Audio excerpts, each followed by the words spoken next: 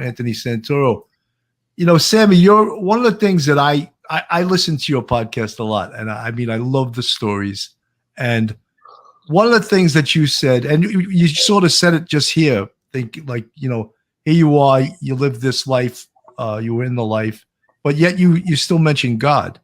And I remember in one of the stories you mentioned how you were a gangster with a conscience, and specifically was the bar owner that had $300,000 worth of marijuana. And you said he asked you to hold it for him. And you said, if I was a bad gangster, I would have just put two in the back of his head and taken the $300,000 worth of weed. But I'm a gangster with a conscience, so I gave it back to him, and he gave me $5,000. You know what it was? Let me just get that real quick. I'll give you that story again. It was Patty Crickeneck, and he was from Bath Avenue at a bar. He calls me up. He needs a favor. Here's a friend asking you for a favor, and he's in trouble. And I go over there, and he's got 800 pounds of pot. I was 2-3 months back in rent. I couldn't even pay the $300 a month rent.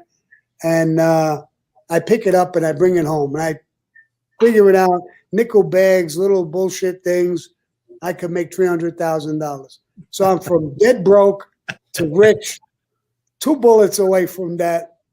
And when I used to go to the bar, I knew his son as a kid. He'd sit on my lap at the bar. He was a great kid.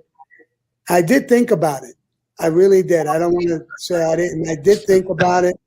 But I said, how could I live with myself after that?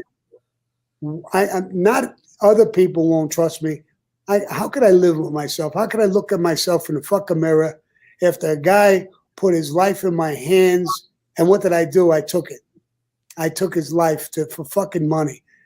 And I changed my mind. But, the guy called me back a couple of days, a week later, thanked me so much, gave me a kiss on the cheek, gave me $5,000. Back then it was a lot of money. I paid my rent. And I thank God I didn't do that. Sammy, look at you and Joey T. And I knew Joey T very well. I mean, we'd sit there. We both had lived in Vegas at the same time. And Joey was a bartender in Tally's. And everybody knew it. So it wasn't like, Joey was a degenerate gambler. He was just like a knock-around guy, drinker, gambling. He'd bet on 2 cockroach races, And he took money out of the cash register. And everybody in the bar knew it. And, of course, Sammy knew it. And Joey took off like a bat out of hell, thinking Sammy was going to hurt him. And I think it was his cousin that you reached out to and told him to come back. I think his name was Mikey. You put him back in the bar and took $10 a week from him. So, it's not only the money in the register. They bet sports. He took that money. He took a couple of things, but he took a bundle of money and gambled and did everything, and then took off. He got scared. A couple of my guys said, we're going to take him out?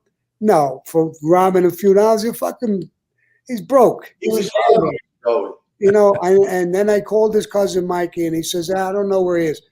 Listen, you know where the fuck he is. Get him on the fucking phone.